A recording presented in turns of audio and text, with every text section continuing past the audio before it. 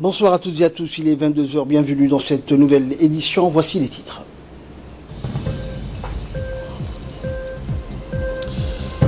Le ministère de la Femme et l'OIM ont conjointement organisé un atelier de formation sur la protection des enfants de rue. Et en Afrique du Sud, des victimes dans les nouvelles violences à Johannesburg. Bonsoir à tous. Le ministre de la Défense chargé des relations avec le Parlement, Hassan Omar, a reçu aujourd'hui la visite de courtoisie du nouvel ambassadeur de France à Djibouti, Arnaud Guillois. Et donc au cours de cette rencontre, le diplomate français Arnaud Guillois a passé en revue avec le ministre de la Défense plusieurs questions bilatérales et régionales d'intérêt commun, dont notamment les relations bilatérales entre Djibouti et la France. Le ministre et l'ambassadeur se sont félicités donc des liens d'amitié et de coopération solides et historiques unissant les deux pays, réitérant ainsi leur détermination à œuvrer en vue de les consolider et les élargir davantage. De son côté, le ministre Hassan Omar a mis en exergue sa pleine disponibilité pour contribuer au rehaussement du niveau des échanges d'expériences, d'expertise entre les deux pays dans divers secteurs stratégiques. Aussi, au cours de cette rencontre, le ministre et son hôte ont évoqué ensemble la situation sécuritaire de la région de la Corne de l'Afrique. Le ministre de la Santé, Mohamed Ouassama Diri, a présidé hier une réunion importante du sous-comité eau et santé du programme Solutions pérennes pour les populations hautes, les réfugiés et les migrants les plus vulnérables à Djibouti, financé par l'Union européenne à travers le Fonds fiduciaire d'urgence pour l'Afrique. Ce vaste programme qui est mis en œuvre par l'Organisation mondiale pour les migrants concerne diverses institutions onusiennes telles que l'UNICEF, l'OMS, l'ONARS et plusieurs départements sectoriels pour venir en aide aux migrants. Et dans son intervention, le ministre de la Santé, Mohamed Ouassama, a indiqué donc l'importance que revêt cet important programme pour traiter efficacement de la question des migrants à Djibouti. Le ministre a invité toutes les parties prenantes à redoubler d'efforts pour accélérer la mise en œuvre des activités relatives au volet eau et santé en assurant une meilleure synergie avec les autres comités techniques. L'Organisation mondiale des migrations, l'OIM, en partenariat avec le ministère de la Femme et de la Famille, a organisé aujourd'hui au Sheraton Hotel un atelier de formation sur la manière de protéger les enfants de rue. Cet atelier qui a vu la participation de la ministre de la Femme et également de la chargée des programmes pour l'OIM et de la médiatrice de l'île Maurice. Cet atelier va durer 3 jours et a pour objectif de coordonner donc les différents travaux et actions des différentes institutions effectuées en faveur des enfants de rue. La chargée de programme de l'OIM a été la première à prendre la parole. Elle a d'emblée tenu à remercier les membres du gouvernement, avec à sa tête la ministre de la Femme et de la Famille, qui n'a ménagé aucun effort pour la concrétisation de cet atelier de formation pour la protection des enfants de rue. En place d'un centre pour enfants en situation de vulnérabilité est envisagée par la République de Djibouti. Cette formation permettra d'échanger sur la mise en place concrète ainsi que sur son fonctionnement et son opérationnalisation. Parce que pour protéger les enfants, nous devons nous serrer les coudes. On ne peut pas protéger les enfants seuls, où chacun travaille dans son petit coin à lui ou à elle. C'est important de protéger les enfants en travaillant en équipe. Et comme on dit aujourd'hui, le monde est un village, nous devons se donner la main et s'inspirer des expériences des uns et des autres dans cette noble mission qu'est la protection des droits des enfants du monde. Et pour sa part, la ministre de la Femme et de la Famille, Moumena Ahmed, a qualifié cette initiative de noble et humaine. La plus belle chose que l'on puisse offrir, c'est d'aider son prochain, mais surtout d'aider des enfants, a-t-elle indiqué. Je vous propose d'écouter son intervention. Aujourd'hui, nous sommes réunis dans cette salle pour parler et pour aborder le sujet des droits des enfants. Comme nous le savons tous, Djiboutiens, depuis l'investiture du président de la République, M. Ismaël Omar Guelleh, 1999, au cœur de sa politique, de sa vision, de l'agenda du gouvernement, la question de la femme et de l'enfant ont été des priorités. Il était convaincu, et il reste convaincu, qu'une nation, qu'un pays ne peut se développer que si jamais on donne de l'attention, on met des programmes, on initie des projets ciblant la femme et l'enfant. Donc depuis nous pouvons dire que nous avons parcouru un long chemin. La République de Djibouti a ratifié toutes les conventions internationales relatives aux droits de la femme et de l'enfant. Mais le gouvernement de la République de Djibouti ne s'est pas simplement contenté de ratifier des conventions internationales, il a dû, par rapport à son contexte social, religieux, coutumier, élaborer des lois nationaux pour venir renforcer ces conventions internationales afin qu'ils deviennent effectifs et une réalité soit palpable sur le territoire djiboutien. Simplement d'élaborer, de réfléchir et de mettre en œuvre.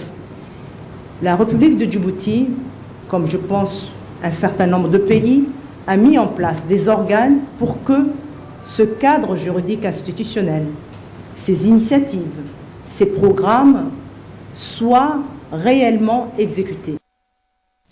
Également dans l'actualité, le ministre des Affaires musulmanes, de la Culture et des Biens Warf, Moumin Hassan Barré, a reçu aujourd'hui la visite d'adieu de l'ambassadeur d'Égypte à Djibouti, Ahmed Abdel Sobhi. Au cours de cette entrevue, le ministre s'est réjoui de l'excellence des relations et le niveau de coopération multisectorielle qu'entretiennent les deux pays frères, notamment dans le domaine de l'échange culturel et des affaires musulmanes. Les deux parties ont fait un tour d'horizon quant au renforcement des relations bilatérales dans tous les domaines. Le diplomate égyptien a tenu à remercier le ministre et les membres du gouvernement pour les facilités qu'il a eues depuis qu'il est en poste à Djibouti. Et le ministre Moumin Hassan Barré a loué de son côté les efforts consentis par le diplomate égyptien pour le développement davantage des relations et des engagements entre les deux pays.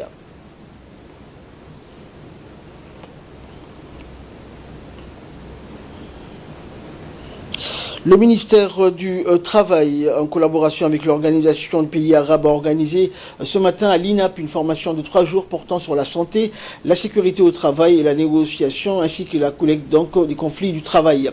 L'objectif étant de partager les expériences des experts sur le modèle de santé et de sécurité au travail. Et pendant cette 3e journée, la dernière journée de formation sera une occasion pour prendre la mesure de ce vaste domaine. Cette formation sur la santé et la sécurité soit le commencement d'un long processus de partage, de réflexion, de diagnostic, d'auto-évaluation, de cadrage, de transformation et d'action qui aboutiront à terme à l'éducation d'une stratégie nourrie par les travaux d'experts nationaux et internationaux, ainsi qu'un modèle solide et efficient, pragmatique et conforme aux réalités nationales.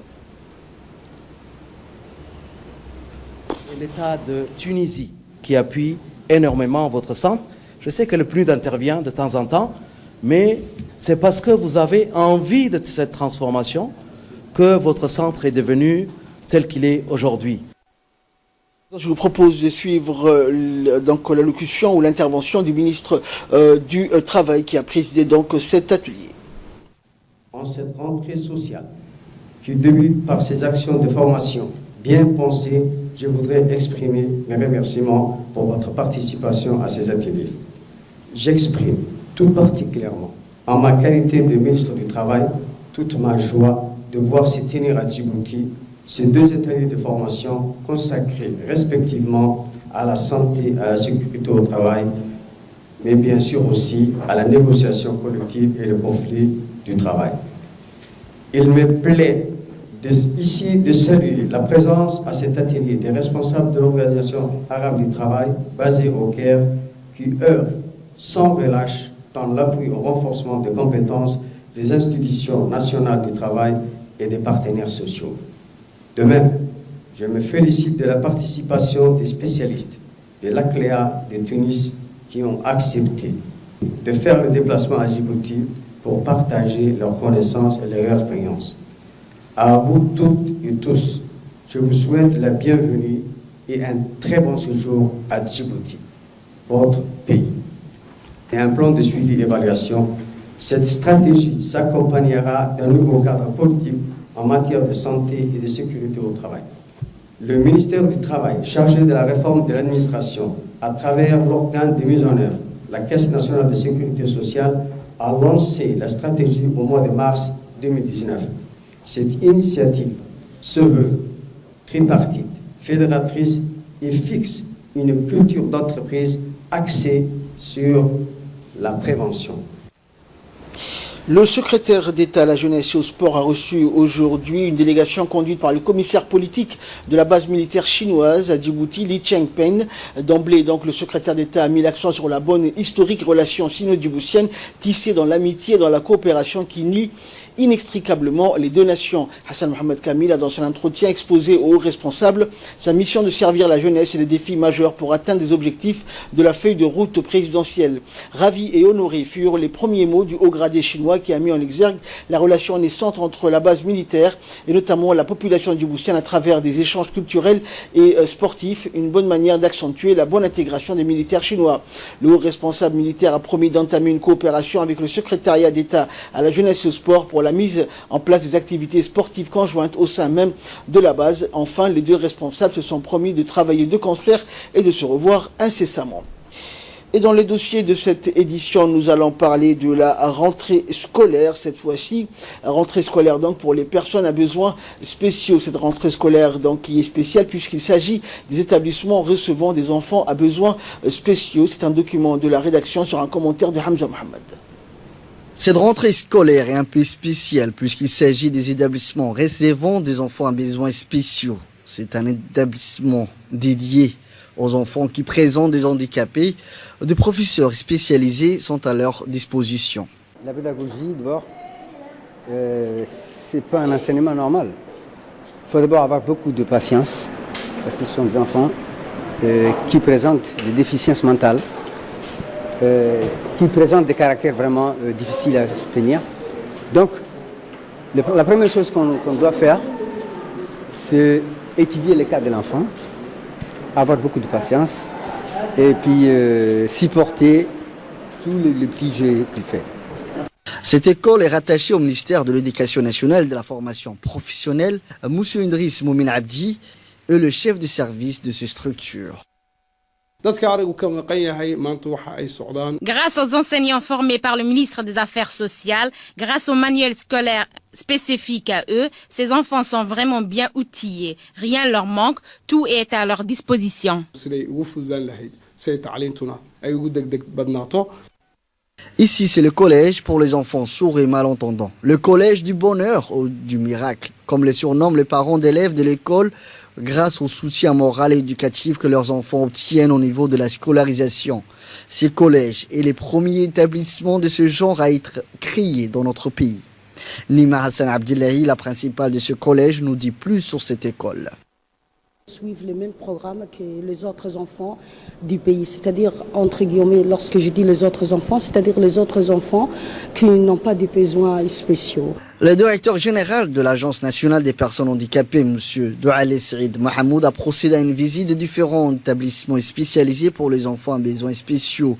Cette visite de différents établissements scolaires a eu lieu à l'école des enfants à besoins spéciaux, dont il a rencontré les chefs de service de cette école.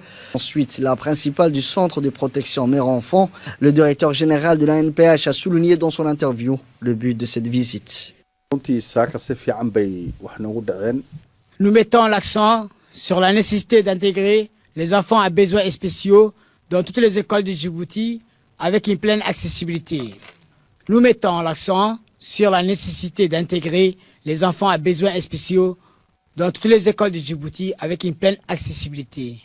De mettre en place des supports spécifiques pour ces enfants et d'insérer une filière à l'université de Djibouti pour former les corps enseignants. Je profite de cette occasion à adresser un message à tous les parents ayant en charge des enfants à besoins spéciaux et en leur conseillant de ne pas garder l'enfant à la maison mais de l'inscrire dans les écoles pour qu'il puisse participer à la vie sociale. Pour finir, j'adresse CV de remerciements à l'ensemble des associations soutenant au développement des personnes handicapées, au gouvernement ainsi que plus particulièrement le président de la République de Djibouti, son Excellence, M. Ismaël Marguilé.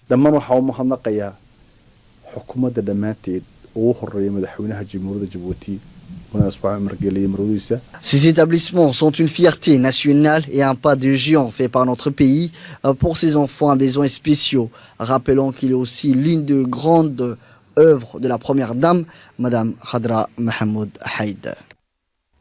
Toujours en nouvelle du pays, l'école saoudienne à Djibouti a abrité donc ce matin une heureuse cérémonie dédiée à la remise des manuels scolaires offerts par l'Arabie saoudite en faveur des écoles privées arabes à Djibouti. Au total, environ 15 000 étudiants bénéficieront de ces manuels. Cette cérémonie qui a vu la participation donc du directeur de l'école et des deux représentants de l'ambassade saoudienne à Djibouti.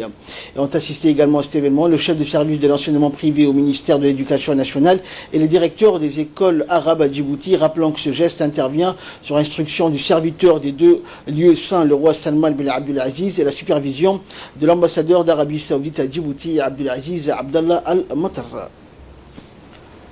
Et dans son intervention prononcée à cette occasion, le directeur de l'école saoudienne à Djibouti, Mohamed bin Alian Al-Harbi, a affirmé également l'importance que revêt cet événement qui s'inscrit dans le cadre de relations fraternelles et de coopération qui lient donc les deux pays, surtout dans le domaine de l'éducation. Cette initiative intervient ainsi sur instruction du serviteur des deux saintes mosquées, le roi Salman bin Abdulaziz Al-Saoud et le prince héritier Mohamed bin Salman bin Abdulaziz, et la supervision de l'ambassadeur d'Arabie Saoudite à Djibouti. Rappelons que cette remise de manuels scolaires coïncide avec la rentrée scolaire 2019-2020. Et dans la journée du jeudi, le préfet de la région d'Obok, Hassan Dabeli Ahmed, à la tête d'une importante délégation, accompagné également par une équipe mobile, s'est déplacé dans la localité de Dadato, située à 107 km du chef-lieu d'Obok, pour participer également donc à la réouverture de l'école fermée depuis plus de 40 ans et à la remise des pièces d'identité pour la population de ce secteur de Dadato.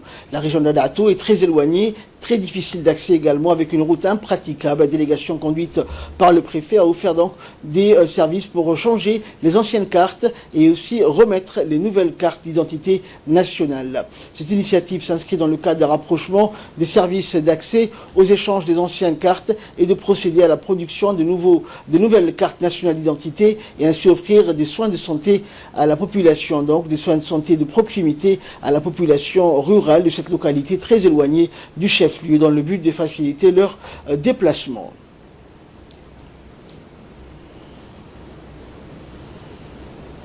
De ces projets à Monsieur le Parlement Abdou Kamil, à l'IDC, Union pour le développement culturel, et à toutes celles ou à celui qui nous a encouragé de près et de loin. Je n'oublie pas de féliciter la communauté de Dadato, toute génération confondue, pour son abnégation, son endurance et sa détermination pour faire de leur école communautaire et une école de base reconnue par les ministères titulaires. Et enfin, pour clore l'actualité nationale, la salle de réunion de la mairie de la ville de Djibouti a abrité hier une réunion de travail entre le réseau RNDS et les différents conseils des quartiers de la ville de Djibouti. Cette réunion, qui s'inscrit dans le cadre des tournées de prise de contact du réseau RNDS, avait pour objectif de discuter des voies et moyens de travailler en synergie et complémentarité avec les conseils des quartiers de la ville afin d'œuvrer tous ensemble pour le bien-être de la population. Cette réunion, qui a été présidée donc par la maire de la ville de Djibouti, Fatma Awali Ousmane, et a vu donc la participation des hauts cadres de la mairie, du président du réseau RNDS et des présidents des conseils des quartiers des 3 communes de la ville de Djibouti. Au terme de la réunion, les présidents des conseils des quartiers ont exprimé leur satisfaction et disponibilité vis-à-vis de ce projet de collaboration avec le RNDS. En nouvelles du monde, à présent, au moins 2 personnes sont mortes et des dizaines d'arrestations arrêtées donc à la suite de nouvelles attaques xénophobes dans la ville de Johannesburg, en Afrique du Sud.